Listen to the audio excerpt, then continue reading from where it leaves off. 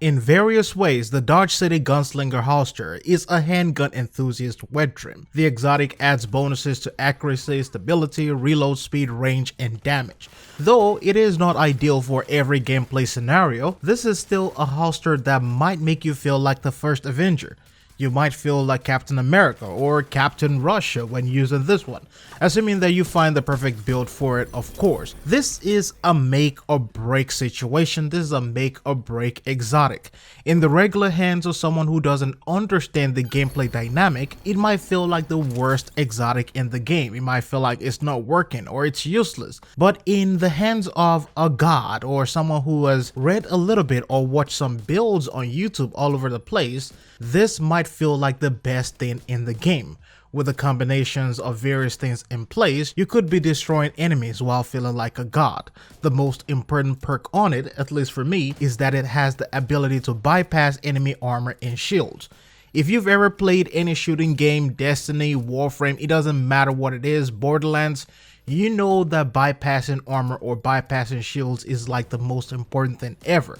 That means you can penetrate every form of defenses that the enemy has, and this makes it ideal when going against some of the most annoying targets in the game. Though pistols in Division 2 generally don't do as much damage as you would expect them to, this exotic combination makes them actually more viable. So if you're a new player hopping into the game and maybe you just fancy a hand cannon or a sidearm or a pistol, well, this is one of those things that could make them even much better.